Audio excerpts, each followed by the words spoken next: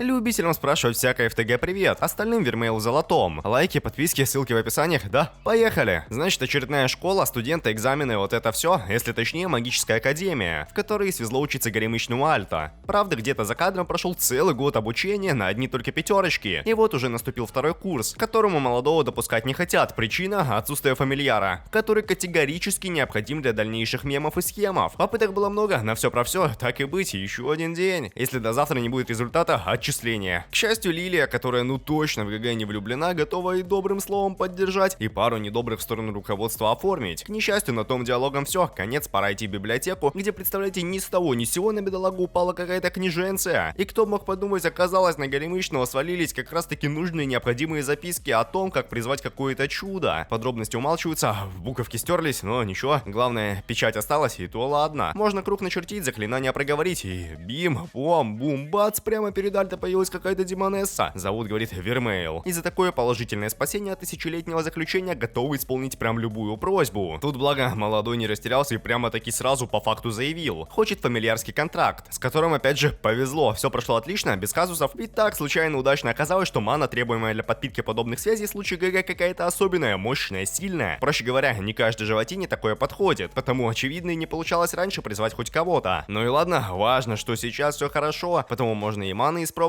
и одежду надеть, и рога от прочих посторонних глаз скрыть, и на уроки сходить. Жаль, дед на учителя не сразу в подобное поверил. Но ничего, соответствующие метки, печати старика убедили. А у остальных одноклассников и так нет никаких вопросов. Разве что за исключением Лилии, здесь очевидно зависть, так что будет фатальная дуэль. Такое как раз входит в правила академии. Раз спор возник, пора резаться. Но не волнуйтесь, никто не пострадал, молодая тупо слабая, а старая тупо сильная, на опыте. Как итог, по желанию Альта, дамы тупо подружились, помирились и должны ладить. Ладно. И снова случайно появившийся посреди террасы дракон, которого Вермейл отключила одним пальцем. То есть, если не поняли, несмотря на то, что ГГ хотел поменьше выделяться, фамильяр с шестым размером буквально каждым шагом привлекает еще больше внимания. И вот уже пара бестолочей, один из которых не смог удержать зверя, пришли на тет-а-тет. Как несложно догадаться, диалогов не вышло. Зато вышло мощное ледяное заклинание, а все благодаря модной золотой мане, которая мало того, что сама по себе такая крутая, так демонесса еще и может усиливать ее. Одним словом повезло, другим словом ужин все той же маной. И заодно разговоры о том, зачем вообще ходить в школу, если можно всего добиться самому. Нет, нельзя. Альта, оказывается, гражданин законопослушный, хочет прямо как все нормальные люди самостоятельно подняться по карьерной лестнице. И даже запрыгнуть чуть выше. Ведь полученные какими-то студентами серебряные ранги магов — это так, цветочки. ГГ хочет золотой или того лучше платиновый, выдаваемый лично королем. Собственно, удачи. Между тем, время знакомства с новым шизом, по совместительству сыном какого-то богатого богатея. Зовут Маркус, служанка рядом с ним Шароль, тоже, между прочим, ученица. Все, познакомились, пора и к директору по вызову сходить. Дело в том, что среди второкурсников пора выбрать представителя. И по случаю лучших результатов у Альта, Лилии и Шароль такая честь как раз может выпасть одному из них. Нужно всего лишь пройти небольшое испытание с поиском чудного цветка где-то в лесу. То, что среди испытуемых внезапно оказался Маркус, чистейшая ошибка. Его никто не звал, он сам в себя поверил, решив, что сможет отыскать растение благодаря жуку на фамильяре. Спойлер, решение оказалось неверным, прислуге пришлось остаться выручать работодателя. Но горемычные с подругами продвинулись дальше, заметили цветок, охраняющего подъем на гору Цербера. И тут Лилия такая умная, достает флакон и говорит, мол, специально для такого случая припасла с собой зелье невидимости. Как раз годное для ситуации. Раз у псины все признаки простуды и нерабочего обоняния. Правда, есть один нюанс. На одежду зелье не действует. Но ничего, можно посмущаться, раздеться, направиться вперед и наконец-таки заметить, что голов целых 3, а болеют только 2. Благо, молодую сегодня не съедят, ведь ГГ уже тут как тут, заклинания колдует. И Вермейл то, что там на своем демоническом кастует. И все, победа побеждена, цветок добыт. Лилия даже готова бесплатно отдать растительность в качестве благодарности за спасение. К счастью, как раз вовремя эффект зелья пропал, а там опять смущение, удачно подувший сильный ветер и улетевший прямиком к Шаролю лепестки. Короче говоря, поздравляем, никто не против, победу просто так отдали работяге. Повезло! Из очередного нового. Крис. По факту тварь по совместительству глава драконьих всадников и гордая обладательница золотого ранга. А еще она в студсовет входит, где есть еще 4 таких же кринжовника. И позволяет себе все, что вздумает. Вплоть до пинков по лицам всяких там статистов, пару минут назад опозоривших честь клуба, поклонников ящерицам. Если еще не поняли, гниль никто иная, как очередная цель для дуэли, чтобы доказать, кто прав, кто виноват, когда, куда, зачем, почему, вот это все. Ну и все, думать не нужно, можно просто раскидывать заклинания, выкрикивать всяческие громкие речи о превосходстве, силе, полетах и прочем. Но на практике ничего отрицательного все равно не будет, потому что главный герой сильный, владеет золотой маной, и вообще он молодец, вот.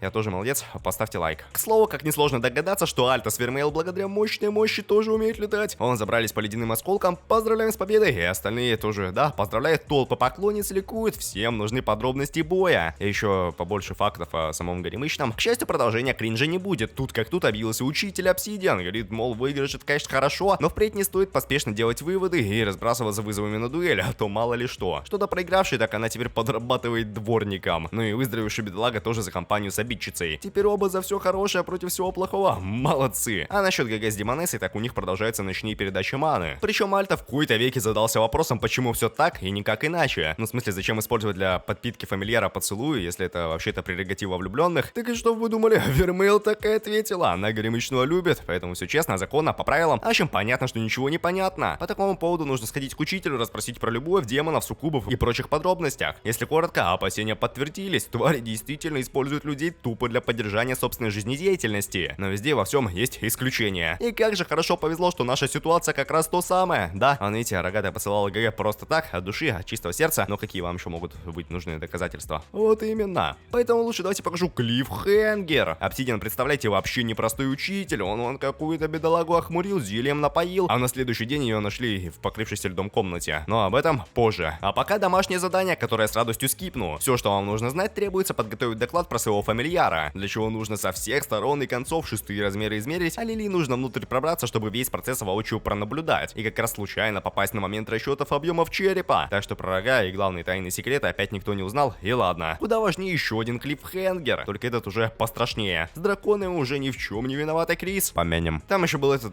флешбэк, показывающий, что на самом деле, несмотря на всю заносчивость Крис, а еще с детства положительно относится к Рексу. Ну, во-первых, это когда было, а во-вторых, было или нет, неважно, потому что сейчас все иначе, и Ши сможет отомстить за годы унижений. Ладно, простите, вру, ничего, никто не может, ведь здесь уже и Вермейл с Горемычным, и президентствует совета собственной персоны. Все завершилось положительно, но поздравлять не будем, радоваться рано, потому как Демонесса, в отличие от остальных, узнала в ауре бедолаги нечто гнилое. От того, как несложно догадаться, и плохое настроение, и желание оставить подопечного готовиться к экзаменам, а самой отправиться домой поразмыслить над случившимся. Только вот представляете, беда, прямо по пути дороги нарисовался Обсидиан. И как-то все само собой слово за слово вышло, что не успела Вермейл заметить, как в ответ на пожелание оставаться в стороне, ей в шею угодил шприц с каким-то злодейством. И тут прямо будто бы по волшебству буквально все и каждый головы подняли, почувствовали, поняли, осознали, обработали. Случилась какая-то оказия. Потому нужно бежать, еще раз бежать, попросту говоря, предстоит фатальная всесторонняя резня. С одной стороны, имбалансное президентство совета, которое танцует с бумажными человеками и никому на помощь не успеет. С другой стороны, прибывшая на место трагедии Альта. Душных монологов не будет, я их пропустил. Все, что вам нужно знать, вы и так знаете. Пятиглазый учитель самый злодейский злодей, и это он проводил гнилые эксперименты. Правда, успехом, как видите, они так и не увенчались. Контроль все равно не сработал, цепи разбиты, и вот уже прямое попадание летит прямо по курсу Обсидиана. Только так уже вышло,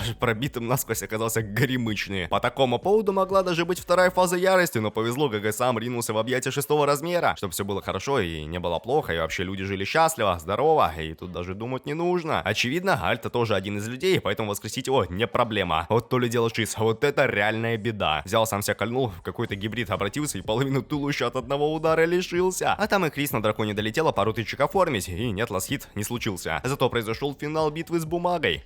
Владом. А еще стало известно, почему сквозное отверстие Горемычного излечилось. Оказывается, теперь в молодом бьется демоническое сердце Вермейл. Если умрет она, умрет и он. А если умрет он и она... Одним словом, драма. Но еще важнее то, что Шиза заключили под стражу. А все пострадавшие студенты пошли на поправку. А он даже Альта, несмотря на отстраненность Демонессы, сам проявил инициативу и поцеловал любимую. Чтобы больше никаких вопросов по части того, кто прав, кто виноват, не оставалось. Все так, как должно быть. То есть, хорошо все то, что хорошо кончается. Плохо только то, что тайтл на этом вовсе не кончается. Потому перед тем, как продолжить, нужно, сами понимаете, однажды некий Геродот размышлял, мыслил, понимал, чего эта птица на одном крыле не летает. Думал, загрустил. И тут понял, самолет. Ну и ладно, ГГ все равно предложение принял, согласился, тем более выбора особо не было. Вермейл вот вообще не уверена, что президент человек. И того, глядишь, Шизика в случае любого внепланового движения могла лишить Альта головы. Но раз никаких издержек не случилось, то и волноваться не стоит. Лучше коротко обсудить повышение с друзьями, принять поздравления и опять пропустить все ненужное и важное. Из реально весомого в комнате на полу, оказывается, есть ковер. Но еще очередные скипнутые поцелуи, ошибки с полуголыми незакрытыми дверями, вот это все. Куда важнее плановое заседание совета. Тема собрания бумага, источник заклинания, которое не смогли расшифровать даже самые умные умы Академии. А значит, магия, наложенная на предмет, создана неким платиновым рангом, настолько преисполнившимся в познании, что даже собственные уникальные колдунства ему по плечу. Собственно, вот и сами злодеи, имена вам их я не скажу, все равно не запомните, да и на самом деле кому не плевать. История все-таки не про злодеев, а про Горемычного. А у него по планам ночь перед экзаменом, судорожное изучение всех конспектов и еще несколько минут всасывания, высасывания, передачи перелива, прилива, отлива, залива маны. Что до экзамена сдают его волшебники со всего света в отдельных специально отведенных местах, где форма Академии скорее модная новинка, чем повседневный наряд. Поэтому все смотрят, завидуют, шепчутся, разговаривают про шизов, ну или по крайней мере самим бедолагам так кажется. Ладно. Сам тест в теории простой, на практике не факт. Задача состоит в том, чтобы передать в шар максимум маны. И сложности разве что мощный магический барьер, но сами понимаете, горемычное переливание маны занимается по несколько раз в день, в ночь, в сутки и вообще, если честно, только этим и занимается.